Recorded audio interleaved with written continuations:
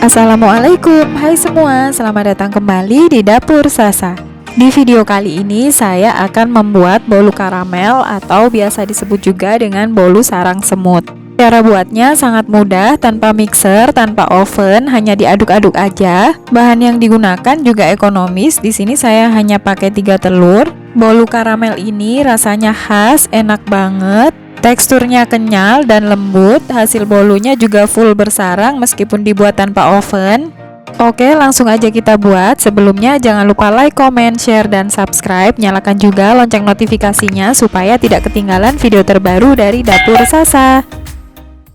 Ini dia bahan-bahannya, teman-teman bisa screenshot atau cek di kolom deskripsi. Langkah pertama, kita buat dulu karamel cairnya. Masukkan 370 gram gula pasir ke dalam wajan atau panci. Biarkan sampai gula pasir mencair atau menjadi karamel. Gunakan api kecil untuk membuat karamel cair. Oh ya, proses membuat karamel ini memang agak lama ya teman-teman. Jangan tergoda untuk membesarkan api karena nanti bisa gosong dan bikin bolunya jadi pahit. Nah, ini gula pasirnya sudah menjadi karamel sebagian, boleh diaduk-aduk sampai gula pasirnya larut.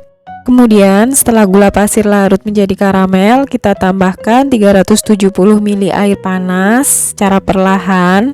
Ini wajib pakai air panas ya teman-teman, supaya gula karamelnya tidak meletup-letup. Hati-hati saat menuangkan air karena ini panas banget.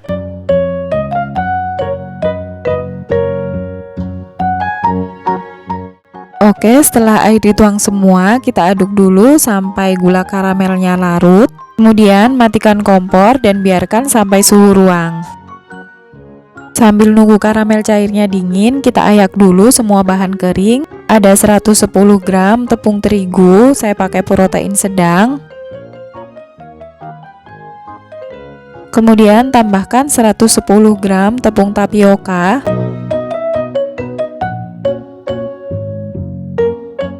1 sendok teh baking powder dan 1 sendok teh soda kue. Kemudian aduk sampai tercampur rata dan sisihkan dulu. Selanjutnya kita buat adonan bolu karamel. Pecahkan 3 butir telur di wadah bersih. Kemudian tambahkan 1 sendok teh vanilla essence atau bisa juga pakai vanili bubuk, 3 saset susu kental manis.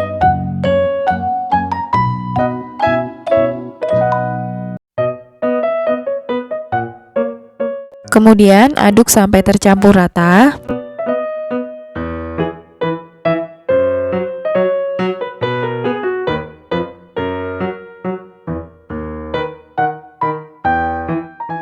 Setelah tercampur rata, kemudian tambahkan campuran bahan kering yang tadi sudah diayak bergantian dengan karamel cair. Aduk sampai semua bahan tercampur secara merata. Untuk karamel cairnya, tunggu sampai benar-benar dingin baru bisa digunakan. Oh ya, tadi sebelum membuat adonan bolu karamel, jangan lupa cairkan 90 gram margarin. Untuk cara mencairkan margarin yang benar, teman-teman bisa cek di link di pojok kanan atas atau di description box ya.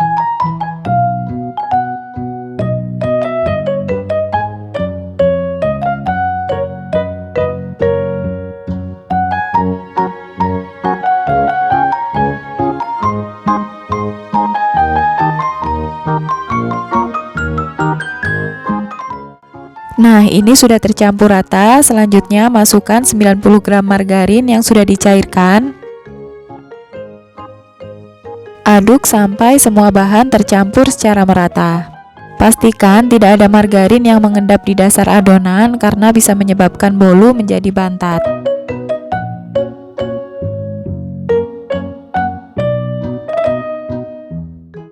Lanjut aduk menggunakan spatula untuk memastikan tidak ada margarin yang mengendap di dasar adonan. Oke, ini sudah tercampur rata, masih ada tepung yang bergerindil, nanti kita saring ya. Selanjutnya, siapkan loyang tulban ukuran 20 x 7 cm, olesi dengan margarin dan taburi tepung tipis-tipis. Kemudian, tuang adonan bolu karamel ke dalam loyang sambil disaring, supaya adonannya halus dan tidak ada tepung yang bergerindil.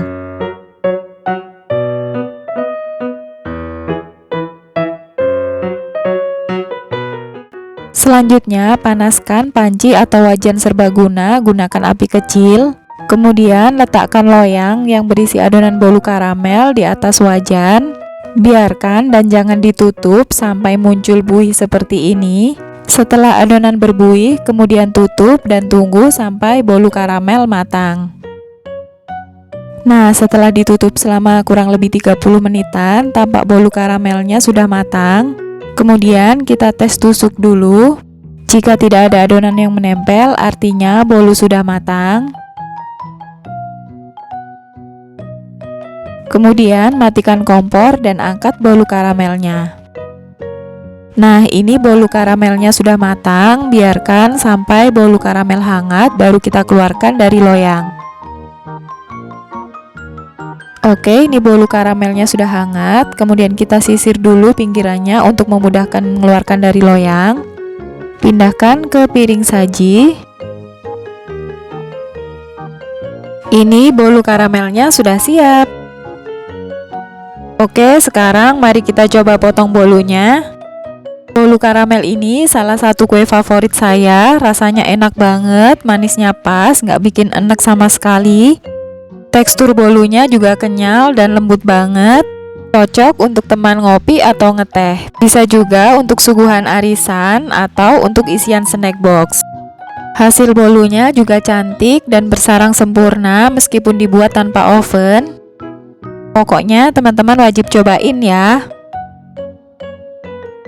Oke, sekian video kali ini. Terima kasih untuk yang sudah berkenan subscribe dan menonton video ini sampai selesai. Sampai jumpa di video Dapur Sasa selanjutnya. Semoga bermanfaat.